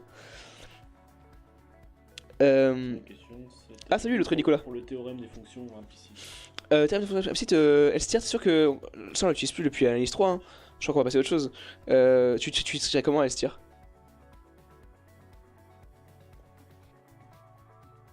Oui, t'as raison, Lugrim, mais en tout cas, pour l'instant, on va pas l'utiliser nous, donc je pense que c'est pas la peine de s'embrouiller avec ça. Mais je pense bien que t'as raison. Ouais. Je dirais que c'est aussi cartésien. Mais bon, pour l'instant, voilà. Un point régulier, donc comme je disais, il faut faire gaffe parce que c'est pas exactement la même chose que ce qu'on a vu avec des courbes planes. Ça j'ai déjà dit, mais pour ceux qui étaient pas là. Pour les courbes planes, c'était quoi? C'était un point dans la première dérivée ne s'annule pas. Et pour nous, ça va être différent. C'est qu'on va prendre notre application. Là, c'est quelle? C'est M. Attention, il faut toujours utiliser leur notation. C'est que souvent ils peuvent écrire F, ou alors M, ou alors ce qu'ils veulent le G. Donc attention à ce qu'ils ont écrit. Point régulier. Si le rang de la famille, ce que j'ai écrit au-dessus, je vais écrire de manière différente. M, UV, dérivé par rapport à U, ainsi que dérivé de M, UV par rapport à V, est égal à 2. Ça veut dire quoi? Ça veut dire que la famille, je vais écrire comme ça, voilà, est libre. C'est qu'en gros, ils sont linéairement indépendants, si vous préférez. On a dit que c'était la même chose dans la correction du LHC. Ah d'accord, très bien. J'ai pas accès aux corrections de Tanguy, mais je pense que tu peux lui faire confiance, donc ça me paraît bien, ouais. Ok, bah, très bien, super. Donc là c'est vraiment super simple, il faut se souvenir par cœur, hein, parce que c'est un point régulier, parce que vous allez les réutiliser en TD et ça tombe à toutes les annales de cours, donc franchement... Si c'est un point régulier, faudrait pas plutôt lire pour U0. En vrai, là c'est vraiment un cas général, mais c'est vrai que... Parce que là, moi ils m'ont pas présenté de points, mais c'est vrai que si on veut être... comment dire, on veut vraiment s'apprendre à point, tu pourrais dire un point régulier en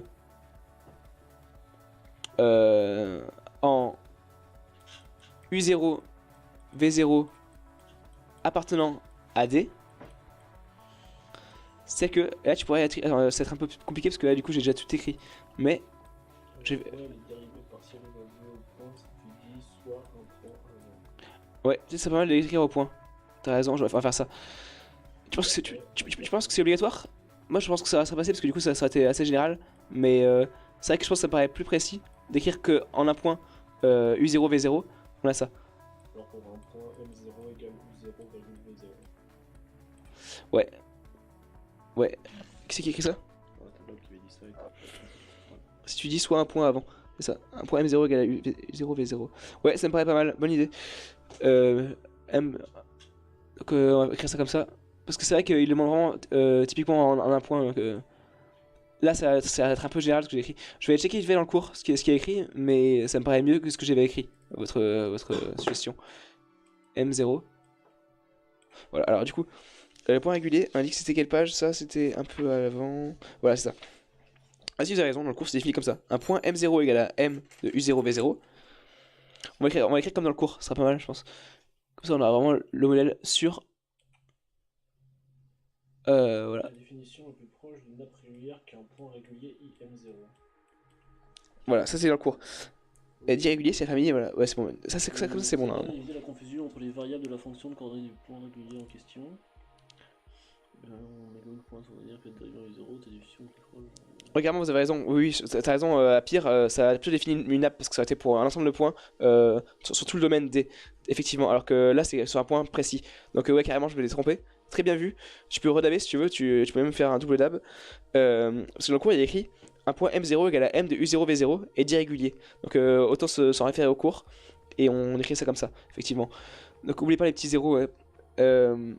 Ah, merci pour le double dab. Et Bob. Le point, Comment ça, pourquoi tu parles de dérivée? Je pense qu'il n'y a pas vraiment besoin d'en définir une. Ici, on définit un point quelconque qui est défini dont les coordonnées sont définies sur le domaine D. C'est tout. Je pense que si tu définis bien l'ensemble des coordonnées et tu dis bien que c'est un point. Et ouais, c'est vrai que les U0, V0 changent tout. Là, on montre qu'on est sur un point particulier. Donc, ouais, carrément. Je partage votre vue du truc. Question D, du coup. Donnez la formule de l'aire d'une surface paramétrée, sigma, de paramétrage D dans R cube avec l'application M. Donc là, on l'a déjà vu, je crois que c'est la première question de 2018. Ouais, effectivement, c'est ça. Donc on va la réécrire encore une fois. Mais on l'a déjà vu plusieurs fois. Ça, c'est tout simplement que la double intégrale sur sigma, c'est-à-dire notre nappe, des sigma, c'est-à-dire l'intégrale de la surface de la nappe, c'est égal à quoi? C'est égal à la double intégrale sur notre domaine D, que vous voyez ici, c'est le domaine sur lequel sont définis les paramètres U et V, de la norme, je crois que c'est déjà la troisième fois qu'on le trouve, hein, donc attendez-vous à la voir celle-là. Donc c'est la double intégrale de la norme du vecteur normal au plan, intégré selon les deux paramètres. Voilà, et donc on va réécrire la définition du vecteur normal, parce que c'est important de l'écrire, je pense que vaut mieux que vous l'écriviez. C'est pas forcément nécessaire, mais je pense que c'est bien de le définir quand même. Pour montrer que vous avez bien compris ce que ça veut dire. C'est tout simplement... pourquoi j'écris une norme? C'est la dérivée partielle de notre application M selon U, vectorielle, de la dérivée partielle de notre application M selon V. Voilà, là vous avez un vecteur qui est normal au plan. Donc si on fait un petit essai en 2 secondes, vous avez un plan, comme ça, voilà. Enfin non, vous avez vraiment une nappe, voilà. Vous mettez, un vecteur normal, là on va parcourir toute la nappe, donc il sera partout. Mais si je prends un point quelconque, que nous allons parcourir inévitablement en calculant l'air, il sera normal à surface localement. Voilà, par exemple comme ça à peu près. Tout simplement, voilà. Ensuite on finit celle-là, donc donner la forme générale de l'équation polaire d'une droite ne passant pas par le pôle O. Alors là, j'ai des petits doutes, faudrait que vous m'éclairiez, mais moi j'aurais dit que à un angle fixé, c'est-à-dire que... Alors là, vraiment gros doute, hein. Celle-là, ne la prenez pas pour acquise, hein, parce que c'est une dont je suis le moins sûr. À θ0 fixé. Celle-là, n'hésitez pas à poser des questions et à commenter, à corriger, parce que du coup, ouais, ça. À θ0 fixé, j'aurais dit que l'équation ce serait de la forme A fois Uθ0. C'est notre vecteur tangentiel à ρ. Tu pourrais expliquer quand c'est que la normale plus B. vaut le produit vectoriel et quand elle vaut le gradient. Alors, pardon, c'est quoi la question? Tu pourrais expliquer quand est-ce que la normale vaut le produit vectoriel et quand elle vaut le gradient? Alors oui, si on regarde l'exo de LHC 13, on avait quelques questions de cours. On peut faire un petit tour si vous voulez, ça va être sympathique. Alors, c'est dans Zimbra. Oh oui, je ne sauvegarde aucune LHC, désolé. Oui, le bambou c'est pour démontrer le cylindre. Du coup, CC, liste 13. Très bien, on va faire un petit tour par ici. Pierre Chagno, merci pour la LHC. Hop, nickel, parfait. Du coup, Chrome, vous êtes là avec moi, c'est bon? Alors, super. La question 1, c'était... Non, c'était la question... La question quoi déjà? Ah, 4. Soit f, une fonction différenciable sur un ouvert D, soit sigma la surface d'équation cartésienne f x, y, z égale à 0, et m x0, y0, z0 un point régulier de sigma. Déterminer un vecteur normal à la surface en m, x0, y0, z0. Donc là, je pense que dans le cas où on te définit la fonction sur les trois coordonnées de l'espace, x, y, z, là tu vas devoir appliquer un gradient. Alors que si on te l'a défini sur deux paramètres u et v, ou alors, je sais pas moi, gh, on s'en fiche, tant que ce sont des paramètres, du coup là, dans ce cas-là, on va pouvoir appliquer la formule du vectoriel. Du coup, attends, si on jette un oeil à ce qu'avait écrit Romain U, encore un big up à lui, hein, parce que franchement, mec, tu assures de poster tous tes HT sur le drive, c'est un régal. Liste 13, voilà. Voilà, effectivement. Non, dans les cas cartésiens, avec l'équation cartésienne. Du coup, là, ce cartésien, effectivement. Du coup, j'aurais tendance à dire que c'est dans le cas cartésien, ouais, effectivement. Après, ce qui est sûr, c'est que c'est dans le cas où tu. Attends, où tu écris ça avec les trois coordonnées de l'espace. Mais est-ce que c'est. En tout cas, là, c'est cartésien. Donc, j'aurais tendance à dire oui. Après, à vérifier.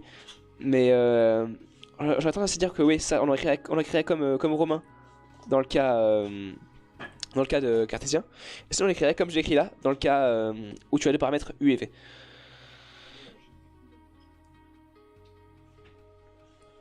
Ouais, faut confondre ça, faut faire gaffe parce que c'est une confusion qui arrive vite et ça peut coûter des points. Donc si on se remet vite fait sur le paint. Du coup. Ouais, donc là vous voyez clairement qu'on n'est pas défini sur un truc cartésien et encore, donc on n'a pas de coordonnées d'espace, on a juste U et V. Donc dans ce cas là on va vraiment écrire comme je l'ai écrit là. Donc le produit vectoriel entre dérivé selon U, dérivé selon V.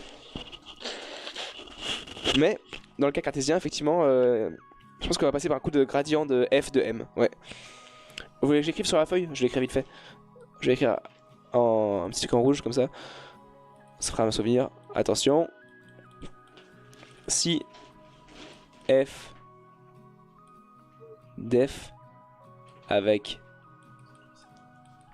paramétrisation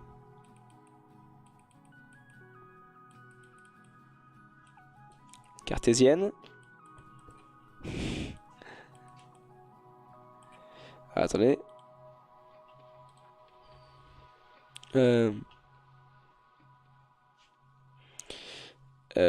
Bah du coup là on va simplement écrire que n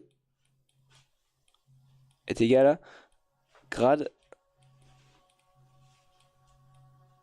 de f du point m. Un point m quelconque, enfin sur lequel vous placerez. Ah pardon. Équation, oui, c'est une équation du type f de x, y, z est égal à quelque chose. Donc là, par exemple, ici 0. Ouh là là, attention, je suis fatigué, j'ai écrit une bêtise là. Avec. Si. C'est carrément, c'est pas même def, c'est carrément si f est une équation cartésienne.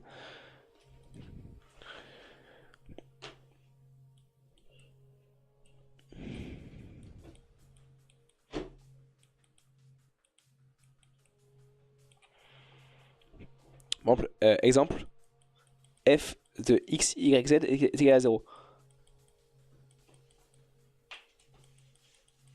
Voilà. Du coup, ça c'est fait. On va pouvoir passer à la suite. Du coup, ouais, je vous disais, il va falloir qu'on voit ça ensemble vraiment précisément parce que j'ai un gros doute sur celle-ci. Du coup, c'est ça, voilà. J'aurais dit que. Du coup, si on refait un petit dessin rapidement. Donc on a notre repère polaire, voilà. Je fais un truc cartésien, mais voilà. On veut écrire l'équation d'une droite qui passe pas par le pôle, c'est-à-dire pas par ici. On peut une droite qui est comme ça typiquement. Alors moi j'aurais écrit avec deux composantes, une composante selon donc le vecteur tangentiel u-θ et une avec le vecteur qui est justement tangent à ce même u0. Vecteur normal à u0 quoi, enfin à u-θ pardon, ce serait vθ. Mais le problème c'est que je pense qu'il faut qu'on fixe un angle. Corrigez-moi mais je pense qu'on est obligé de fixer un angle sur lequel on va pouvoir l'écrire à droite. Parce que si tu changes l'angle, j'ai peur qu'en gardant les mêmes A et B, tu changes également à droite. Donc ça c'est vraiment à voir. Ah non, attendez. Je crois que je fais une erreur là. Je crois qu'il faut l'écrire pas du tout comme ça. Je crois qu'il faut partir de l'équation de droite normale. Ouh là là, oui, ça c'est les souvenirs de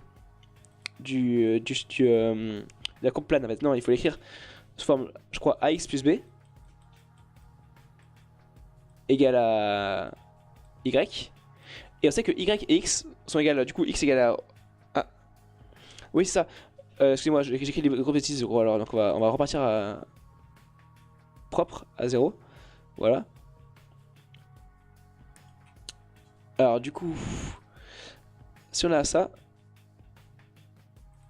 On peut aussi écrire du coup. A fois. Donc x en xt. Rho θ cos θ plus B est égal à rho θ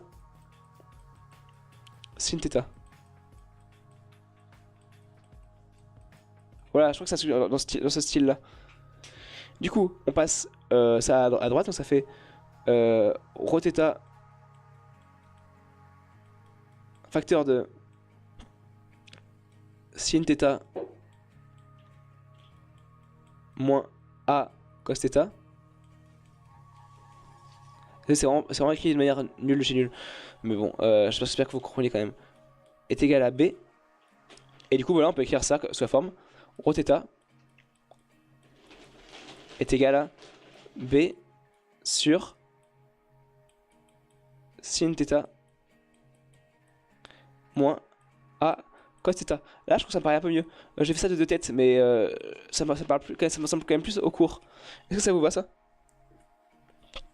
Chapitre 1, diapo 98. Ah, merci du game.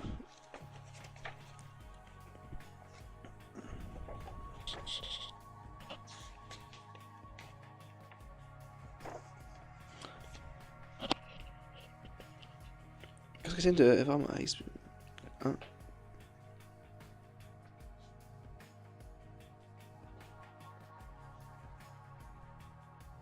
Ah ok. Du coup ils ont fait la même méthode, seulement ils sont partis d'une équation du type ax plus by est égal à 1. Du coup forcément on trouve pas exactement la même chose quoi. Mais je pense que dans le fond l'idée était là. Est-ce que vous voulez que je refasse vite fait? Likens il dit que ça... Non ouais c'est pas ça. Parce que oui ils ont pas écrit ça comme ça l'équation, ils ont écrit ax plus by est égal à 1. C'est particulier. Je sais pas si c'est un cas particulier ou si... Est-ce que c'est de θ, delta est la forme?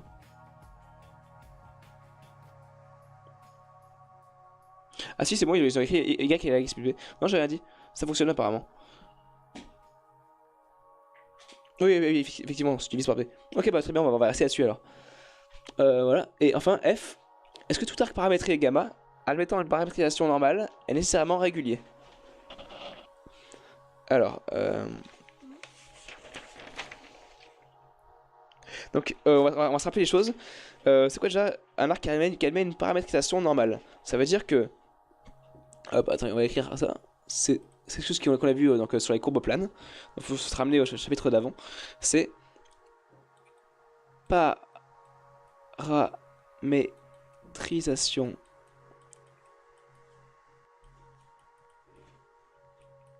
normale. Ça signifie que la norme de la dérivée de notre paramétrisation est égale à 1. Voilà, ça doit vous rappeler les choses, ça, je pense. Je pense que ça vous va. Et du coup, attention, hein, là je vais vous sortir quelque chose d'assez phénoménal. C'est que 1 est différent de 0. Donc, forcément, l'arc paramétré gamma de paramétrisation normale est forcément régulier. On va l'écrire quand même pour se rappeler les choses. Or, arc régulier signifie que justement g' de t est égal à 0. Non, justement différent de 0. Excusez-moi, attention. Donc là, c'est ok. Voilà, tout simplement. Attention, parce que du coup, là, comme je vous disais tout à l'heure... Attends. Oui, non, c'est du propre. Oh mon dieu. Énorme. Vous avez vu? C'est impressionnant quand même. Mais voilà, ça c'est un truc qu'on avait, je crois, dans les questions de cours du chapitre dernier, mais il faut s'en souvenir quand même. Et attention, du coup, comme on l'a dit, un point régulier n'a rien à voir en app paramétré avec un arc régulier en courbe plane. Donc faut vraiment se méfier de ça. Donc on a fait le tour des trois DS les plus importants. Est-ce que vous voulez qu'on fasse un tour sur le dernier DS de 2015? Ou est-ce que vous pensez qu'on l'a fait pas mal là et vous allez partir à la soirée?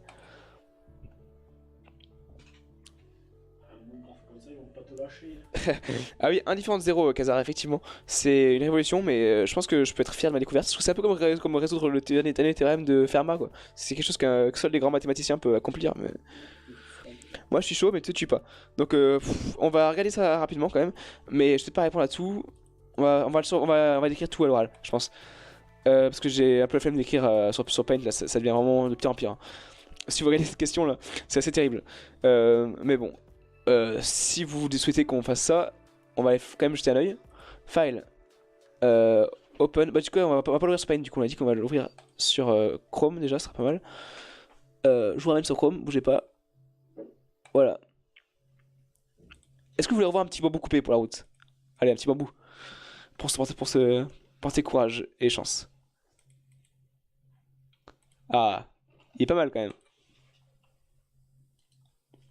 En plus, oh là, pardon, à seulement 0,580 € hors taxe la pièce.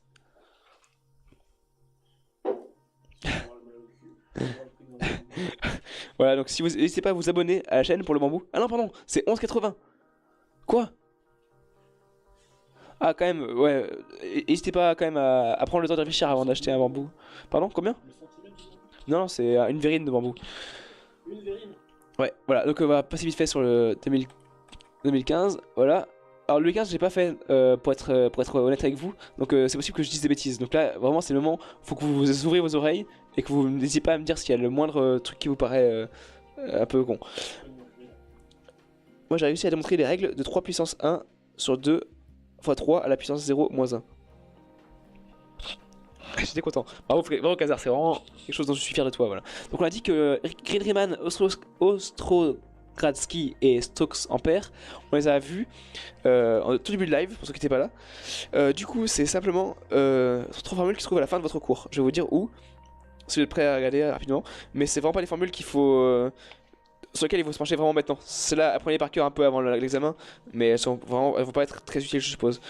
Parce que le prof a vraiment survolé ces formules d'une manière, on va dire, un roucoups, tellement il a survolé. Voilà. Donc Griman, c'est chapitre 5, diapo 19. Donc vous la voyez, vous la verrez, voilà. Ensuite, juste après, vous avez la formule de Stokes Ampère, diapo 35. Et enfin, vous pourrez trouver Ostrogradsky, diapo 37. Get Kupst. Du coup, super. Désolé, je dis beaucoup, du coup, j'ai l'impression. Petit b, soit sigma, une nappe paramétrée par UF de classe C1 et une F, une fonction de classe C1 à valeur dans R. Donnez l'expression de la valeur de l'intégrale. Ah oui, c'est là où j'avais un peu bugué tout à l'heure. Alors, l'intégrale de F sur sigma, est-ce que ce serait pas la même chose que la formule de la surface qu'on a donnée en début de... Excusez-moi, je vais parcourir mon cours. Si quelqu'un là, donnez-la parce que moi je l'ai pas tout à fait en tête là. Ça m'a l'air assez simple vu l'énoncé, mais comme ça je l'ai pas. L'intégrale de F sur la nappe paramétrée.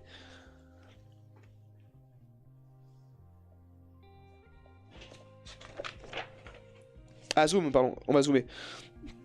On va zoomer. Voilà. Désolé. Je vais me mettre en F11, vous savez quoi? Soyons fous. On place en plein écran. Pour plus de magie. Voilà. Plus gros. Alors j'ai même Fry qui est venu me demander de zoomer personnellement. Ça avait vraiment l'air petit pour vous. Bon.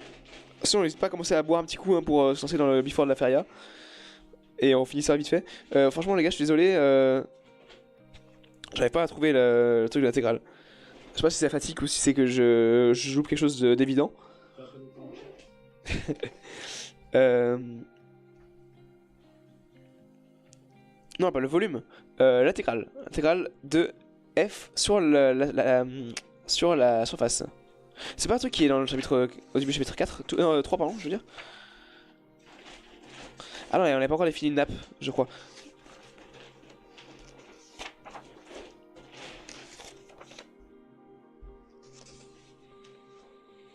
Adfoy, don, follow. Au pire, si vous voulez, peut-être on peut finir ça à un autre moment. Si vous voulez, on refait un petit live là-dessus. Parce que je vous avoue que j'ai quand même un peu hâte d'aller comment dire, me jeter un godet derrière l'oreille, si je puis dire. Euh... Ah, non, non plus. Bon, les gars, je sèche un peu là.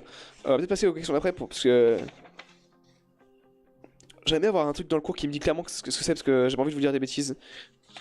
Je préfère pas vous répondre plutôt que dire de la merde. On finit au milieu du feuille, amen Topoli. Ok, Alex. On fait ça. Annuel. Par contre, ouais, ça me paraît bizarre qu'on trouve que je. Bah, c'est pas grave, on va regarder la suite. Soit sigma une nappe paramétrée par UF de classe C1 et V un champ de vecteur. Donner l'expression du flux de V à travers la surface sigma. Ça, on l'a vu dans le dernier cours justement. Au début du chapitre 5.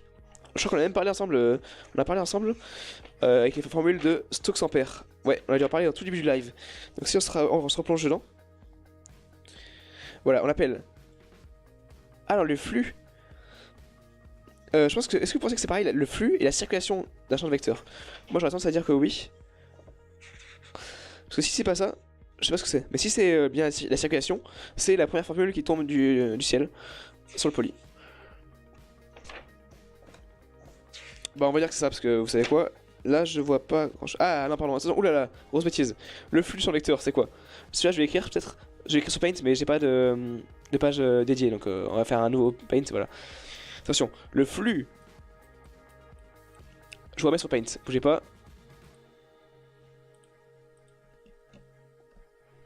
Les gars, on finit vite fait, Je te dis le flux de champ de vecteur sur sigma. Les gars, s'il vous plaît, rentrez dans la salle, vous passez pas là. Asseyez-vous. Donc le flux du champ de vecteur V sur sigma, c'est la double intégrale sur sigma de ce même champ de vecteur V. Scalaire. Le vecteur normal au plan, en un point. Enfin, la nappe, pardon, en un point. Le tout intégré sur la surface. Des sigma, ça veut dire sur la surface. C'est la minuscule de grand sigma. Donc ça signifie sur la nappe, quoi, si vous préférez. Voilà. Ça, c'est la formule à retenir pour le flux du champ de vecteur. Donc notez, peut-être diapo 33. Voilà. Je vais faire un petit bambou aussi. Il ressemble pas à grand chose, mais c'est un bambou. Voilà. Et donc on a fini pour la LAN de 2015. Si je ne m'abuse, je vais checker vite fait. Attends, j'ai oublié les feuilles. Voilà. On passe vite fait sur Chrome du coup. Est-ce qu'on a fait le tour? Bah, je pense que si vous voulez avoir, on pourra peut-être refaire une séance du coup. Peut-être même d'une matière différente. Donc à voir. Faut juste que je bosse de mon côté pour être sûr de ce que je vous dis. Mais sinon ça paraît envisageable. Ah et by the way, merci aux nouveaux followers. Merci beaucoup Roumen, Just Black et Hylox. C'est vraiment cool. C'est vraiment cool de suivre la chaîne. Là c'est vraiment une séance de révision, mais en vérité on fait plutôt du gaming ou voir je sais pas, du scrapbooking, des live Rubik's Cube. Franchement il y a de tout à voir donc on n'hésite pas. Et du coup ben il y a une question qui reste en suspens, c'est AB. Mais à part ça je suis content parce qu'on a quand même fait toutes les questions des annales de questions de cours de géo. Donc on est assez bien paré. Je vais vous faire des liens pour tout ça. Comment est-ce que je pourrais vous envoyer ça? Bon, c'est bon, alors on va passer une dernière minute sur une image de bambou, je suppose, pour finir ce live. C'est la manière dont on doit se finir. Tu peux venir boire. On va aller boire avec toute la bande de BN0 à la Feria. Donc, passez une très bonne soirée. Attendez. Et je vous laisse sur cette image de bambou. Bon, quant à vous, finissez bien vos révisions. Bonne soirée, Feria. Et vous avez un gros bisou de toute l'équipe Insta Live. Voilà, bonsoir. N'hésitez pas à repasser sur les lives d'Insta Live. Demain, il y a un gros live de Shuriken solo. Donc, on n'hésite pas à aller voir. C'est vraiment un moment de qualité. Donc, voilà. Salut à tous. Bonne soirée. Et bonne révision. Et à plus sur Insta Live.